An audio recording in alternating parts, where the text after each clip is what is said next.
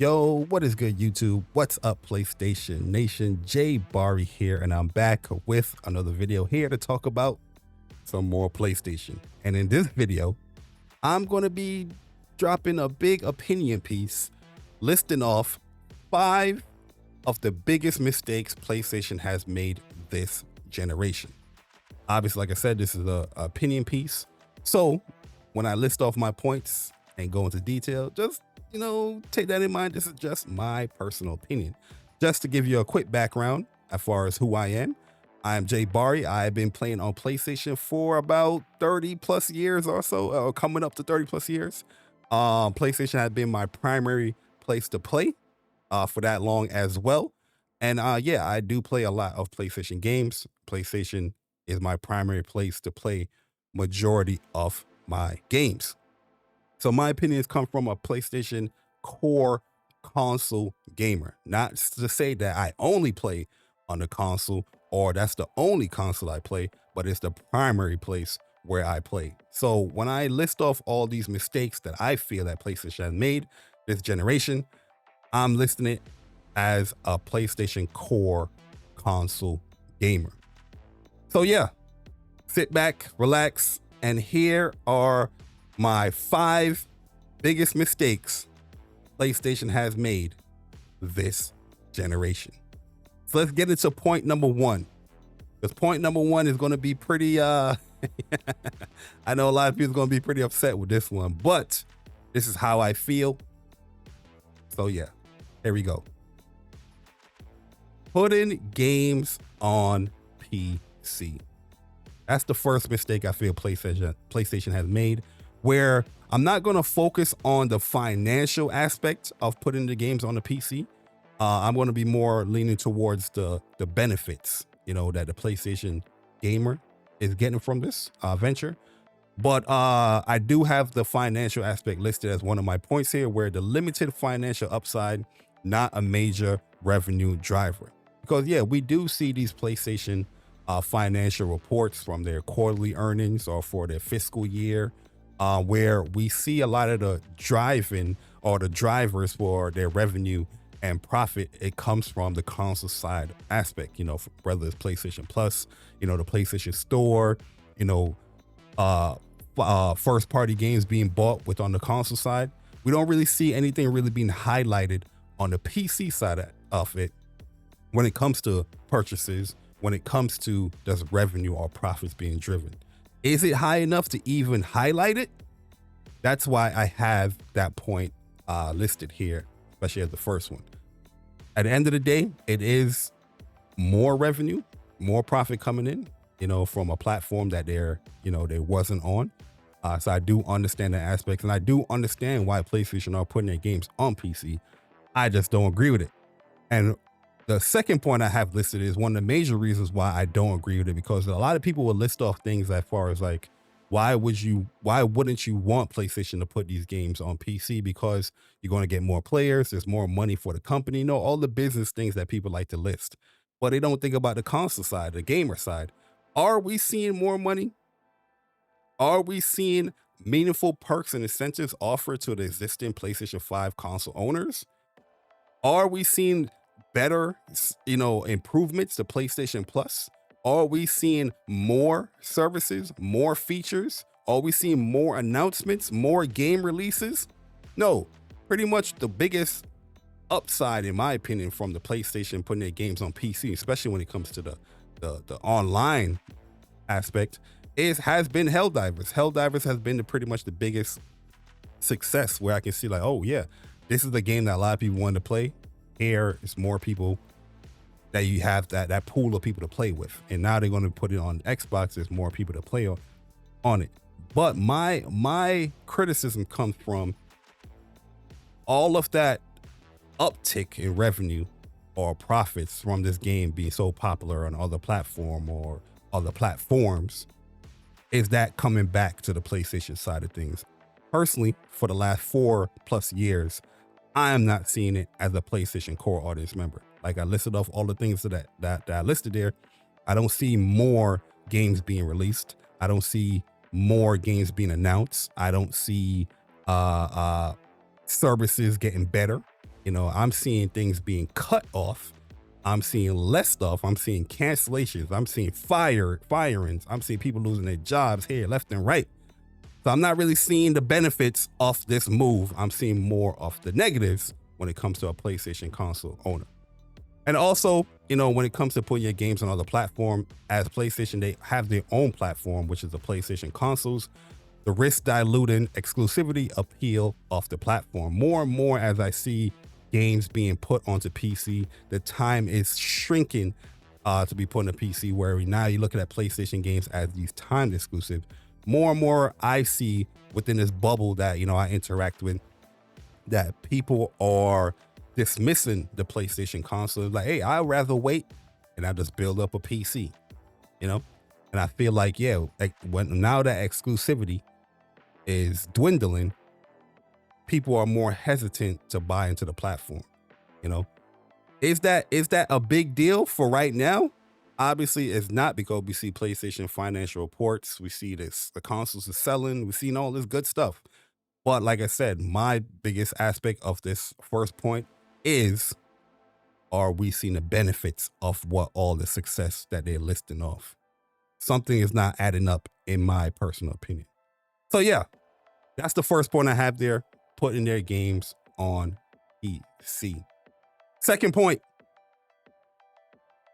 no first party support for PlayStation VR 2. In my opinion, this is one of the biggest blunders for PlayStation 5 this generation, that we had this wonderful headset, the PlayStation VR 2, and there's no real first party support from it. Absence of dedicated first party titles to drive adoption. We seen when the headset first released, we saw that, you know, we had a stellar game like Call of the Mountain, and then we had GT7 have a PlayStation VR 2 version released, and those were wonderful.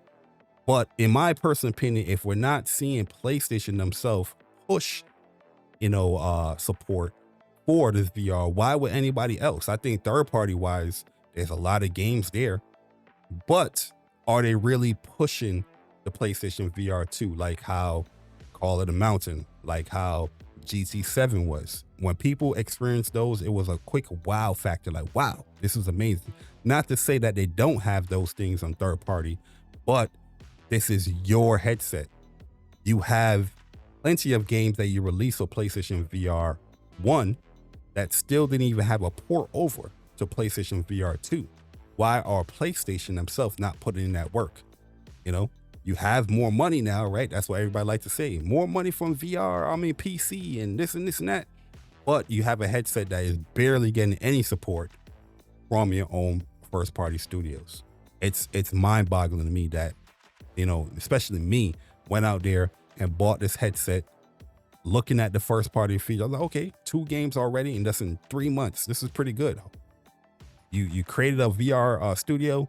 We see VR games, quote unquote, coming. Studio let go, studio closed down, game cancellation. But more money is coming in. But like, that's why I keep saying I don't see the benefits from all this. More platforms, but less for the PlayStation, your own core audience. You know, essential accessories like the Sense controllers can't be purchased separately. This is another big blunder for the PlayStation VR 2 headset, that you have these Sense controllers and nowhere can you purchase these Sense controllers separately. If your Sense controller died or your Sense controller broke by accident, let's say you smashed into a wall by accident because you got so lost in this VR space, that controller's gone. You can't use VR anymore. What you have to do is purchase a new headset just so you can have another additional Sense controller. That is asinine to me. And I don't understand after 3 years now. Well, wait. No, 2 years now. I was about to say 3 years, because 3 years is coming up 2026. After 2 years now, you still can't purchase the Sense controllers separately. Mind-boggling. Last point I have here is kind of to strengthen what I said earlier. leaves PlayStation VR 2's potential untapped. Like I said, if first party's not really pushing it, the people that know the hardware left and right, is it really being tapped in? Because the PlayStation VR 2 is a wonderful headset. For the price that you are getting for this console headset, it is pretty good. It is pretty good up there. It's compared to its counterpart on PC, where you're paying much more to get those similar specs. But the fact of the matter is that you don't have no game consistently coming from first party to push that VR system. It's no different than a console exclusive compared to a third party game. The console first party games is going to push that console the furthest. It's going to have that benchmark, when it pertains to just the PlayStation 5, because they know the ins and outs of the hardware. You have your own hardware, PlayStation VR 2, but nobody's creating games from your own studio. I just think this is a huge blunder from PlayStation when it comes to PlayStation VR 2. And it really and truly, when it comes to any other future VR headset from PlayStation, I'm going to be very hesitant to see what they're going to be doing or even purchase or support it. So yeah, that is point number 2 for me. No first party support for PlayStation VR 2. Third point that we have here, removing key PlayStation 5 features. This one pisses me off a lot, because the PlayStation 5, when it first launched, was so unique, in my opinion, compared to everything else, that was one of the biggest drawing points for me personally. Be like, yo, I'm going to be getting a PlayStation because this feature, I feel like, is cool. I see the innovation, what they're trying to do here, especially when it comes to features like the cards, the social aspect of using the cards. There was supposed to be like a sharing feature where you can help people find and find collectibles and things like that, but they didn't really roll that out. They kind of left that to the developers.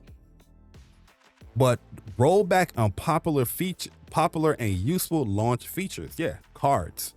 The card feature, amazing feature in my opinion, where you have these cards, and within the cards you can do side missions, you can do collectibles, you can do certain things within the game that are these save points that you can just quickly launch into from the game. And as a trophy hunter, I'm not saying the biggest trophy hunter, but when I do trophy hunt, that was a big feature for me, because I can just simply, instead of just loading up the game here, I can just go into this side mission that I left off at, and boom, I'm right there. And that worked with a lot of games, first party, third party, a lot of games it worked with. Not everyone adapted this feature, but it worked, adopted this feature, but it worked for the most part for a lot of games. And then we just saw a cutoff. It was like last year, late 2023 or last year, 2024. We just saw this cutoff of this feature, and no full explanation of why this is gone. There's things that PlayStation has done that I feel like, why would you take this thing off? Like the community features, community. They had like this social media platform, like the What's New or WhatsApp area on the PlayStation 4, that I felt like that could have been used again on the PlayStation 5. That was taken away. It's just mind-boggling me. Oh, the share feature, there's no real incentive to even like share on the console. Yeah, you still can do it, but you got to go through hoops and ladders just to get something on a social media platform. I don't know the true details as far as X or Twitter, why they cut that off, but that's not for me to understand. I am a gamer that bought into the platform because of these things, that like to use these things. That shouldn't be my worry to why PlayStation doesn't have this feature anymore that I felt was pretty useful. More and more as time progressed, we see less people sharing from their consoles. You might have the screenshot here and there, or the quick little clip here and there, but it's less and less happening than before, when it actually, you could have just shared it right away from the console. And I understand that this is all the other platforms as well, or all the other consoles, but it is something that is removing, but we're not gaining anything more, from that. The current UI feels less engaging and more generic. Yeah, I feel like the PlayStation 5, the UI, especially with all the features there, like the cards and things that they had in the past, it felt unique. You know, when I play on PC, different experience. When I play on the Xbox, different experience. When I play on a Switch, different experience. Now, you know, when I play on a PlayStation 5, the the uniqueness of the UI is just gone. It feels very streamlined, you know, or even if they added something, like they added that whole, you know, explore area where you can, you know, change and interchange your trophies and your friends. Even that feel a little bit lackluster. Like it's there, but it doesn't feel like it's engaging enough, in my opinion. Like how the PlayStation 4 UI was. The PlayStation 4 UI, when you booted up, you was engaged right away because you knew what your friends were doing. You knew what they were saying. You knew what they were sharing. I don't even know what friends are sharing on the PlayStation 5. I can't look at the, you know, the PlayStation uploads that it used to have, PlayStation Live. All these things are just gone, and we're losing all these features, and everybody's just so nonchalant about it, you know? But in my personal opinion, I feel like the UI, it just feels generic. And I understand because, you know, now that you have your games on all these multiple platforms, why would you feel like you need to have these unique features or this unique UI on your own console when you want it streamlined? You want a streamlined experience across the board where all your games are. That's the current ideology I feel like PlayStation have. You know, they want this streamlined approach. You know, the DualSense can work everywhere. You know, all the things with the hectic feedback and all that stuff is not just tied to the console, you know? And these things I feel like it's important to push console sales, are important to push console engagement. But they're just not saying necessarily taking away like the DualSense, but it's just being pushed to more things where you can experience what the PlayStation 5 offer, you know, outside of the PlayStation 5. So the console is not as important as it was when it first launched. Reduce the overall next gen feel for the players. Yeah, that's my initial thoughts, where I feel like the next gen feel on what you're being sold, what I was being sold on the PlayStation 5, that feeling has diminished almost 5 years into the generation. It's not talking about games. It's not talking about, you know, the gaming experience. We're talking more so on the feature, the PlayStation 5 features and the UI. It's a little bland. It's a little generic. In the past video I made where I felt like how gaming feels, you know, back in the day when McDonald's, Burger King, all these restaurants, they had like these unique designs on their buildings and stuff like that to attract people into the store. Now every, you know, restaurant, every, you know, fast food place, it looks the same. A gray building, big windows, and then you have the, you know, the symbol on there. And it just feels boring, in my opinion. Not to say that the PlayStation 5 is boring, but that uniqueness is diminishing, in my personal opinion. All right, so that is point number 3, removing key features. So let's get into point number 4 here, where we're going to be talking about the cancellation of PlayStation Stars. I still don't understand this move here. I get it, but I still don't get it, because the discontinuation of a loyalty program that encouraged the ecosystem engagement.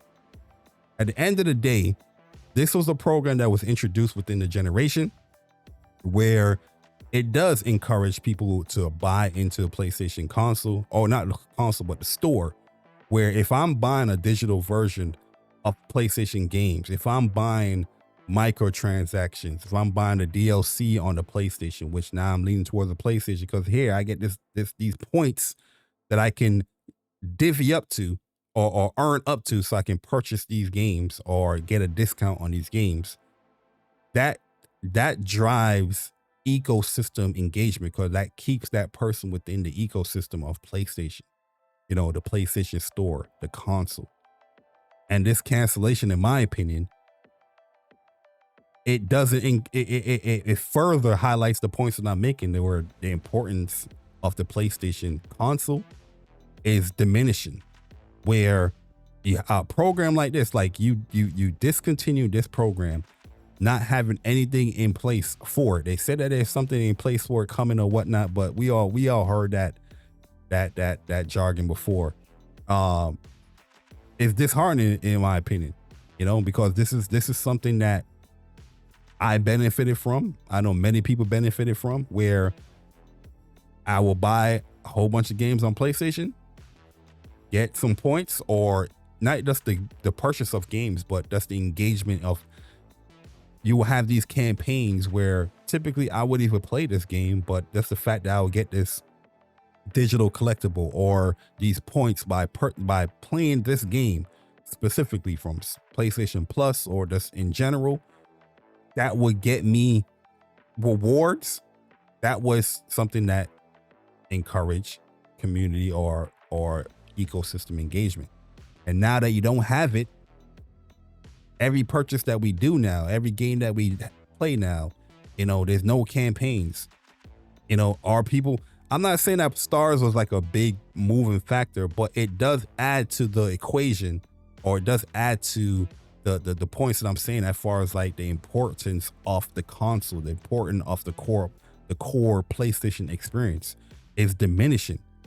You know, when you remove these things like stars, features, you know, exclusivity, is this the driving force, or is this going to be continuing to be the driving force, is what I'm saying. You're giving more people the reason to leave out of the PlayStation ecosystem rather than staying in the PlayStation ecosystem. What I'm trying to say, removes incentives for players to stay active and invested.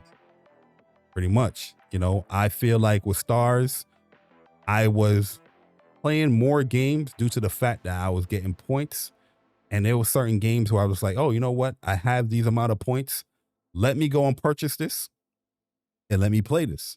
You know, typically I wouldn't even play that originally, but the fact that I had these points to go towards this game encouraged me to even purchase this game. You know, poor decisions for community retention. Like I said, there's more reasons not to stay within the PlayStation now that you go on multi-platform or have your games on other platform, and the things that you're doing with your own platform doesn't highlight community retention to stay within the platform. And I feel like this is a huge mistake on PlayStation's end. The fact that we still don't have nothing for PlayStation Stars or any type of loyalty program is a huge mistake for the PlayStation brand, in my personal opinion. And then let's get into the final point here, because this one, I know a lot of people, you know, a lot of people might not agree with a lot of my points here, but these are the things that I felt like was important. Me, Jay Barry, the PlayStation gamer, and this is these are the reasons why I love the PlayStation brand. Not just the game itself, but the overall experience at me within the PlayStation brand. And the fact that you are dismissing or cutting off some of these things, I look at you with a side eye now, like, what the hell is going on here? You know, but this one, the final point, I feel like is a huge aspect. And one of the things I loved when it came to PlayStation, especially the PlayStation 4 generation, the lack of PlayStation events. I feel like this is a huge blunder. Let me move my big head out the way. I feel like this is a huge blunder, in my opinion, that we are now seeing less. We are now seeing no events. At effect, we're seeing no community events. Well, yeah, I'll leave myself there. We're seeing no community events like a PlayStation experience, and we're seeing less bigger, grander showcases. So the points I have listed here is no proper large-scale showcase to generate hype. I love PlayStation State of Play. I think it's a great thing to have the State of Play. I felt like the last couple of State of Plays, they have done a wonderful job highlighting a lot of their partnerships, And then we see some of the, first party sprinkled here and there within PlayStation State of Play. But there's no feeling like a platform that you primarily play on and them setting up a proper showcase like how E3 had it, or even now with Summer Game Fest. I feel like these things are important, to have and to keep these things because it generates hype. It also shows that the brand that you like, they treat you as someone that is important to them, where they want to sustain your hype or even push the hype, where you have these large scale events where you showcase your first party games. And I understand there's issues with first party going on, but hey, there's more money. But when I'm not going to go there, I understand, the world that we live in today, but the fact that now we're going on 2 years, almost 3 years, if we're going to 2026 around this time, it will be 3 years, but say 2.5 years where we have no large showcases. That's a problem. We see PlayStation more and more not showing up to these, gaming events, Summer Games Fest, Gamescom, they're showing up less and less, where we're stuck to these random announced state of plays, but there's no consistency of PlayStation generated showcases or hype. I feel like the lack of that is a big mistake. Absence of fan-focused events like PlayStation Experience. If you haven't been to PlayStation Experience, you wouldn't understand what I'm saying here, but PlayStation Experience was such a wonderful event, and I miss that engagement of having people with the same like-mindedness of the you liking PlayStation brand, or just you liking gaming in general, meeting people throughout around the world, people coming from Europe, Australia, wherever, even that's within this country, people's coming from the West Coast, East Coast, Midwest. In this one area, everybody's coming together because they have that one commonality that they like PlayStation. And then you see PlayStation developers, the big wigs walking around, that's interacting with the community. That stuff is missed, in my opinion. The PlayStation Experience also, you had a showcase each event. Even if you wasn't going to do like a Summer Game Fest or a Gamescom, you have your own specific showcase around our own time where people can look forward to, like, around this time, I know a PlayStation Experience is coming, showcase, show floor, play some of these games, demo these games, have people talk about the games going on, have people experience these things. That stuff is missed. That stuff is missed, in my opinion. The fact that we did experience it last generation to now the most profitable generation within the PlayStation 5, and we don't experience those things at all, in my opinion, it's a huge missed opportunity for the community to build and brand celebration. A lot of people like to laugh at that stuff, brand and celebration, but I think those are the things that bring hype, those bring engagement, those bring success within the console side of things. And with these things being gone now, I don't know what to tell you. But I do feel like the lack of PlayStation events is a big mistake as well. And those are my 5 biggest mistakes for the PlayStation brand. We're gonna go over it once again. First one, putting games on PC. We spoke about it. There was a list of points. Second one, no first party support for PlayStation VR 2. Third, removing key features, PlayStation 5 features. Fourth, cancellation of PlayStation Stars. And the fifth, last but not least, the lack of PlayStation events. Those are, in my opinion, the 5 biggest mistakes PlayStation has made this generation. You let me know your thoughts in the comment section below. Do you agree with any of my points? Do you think I'm over exaggerating? Do you disagree? Let me know your thoughts in the comment section below.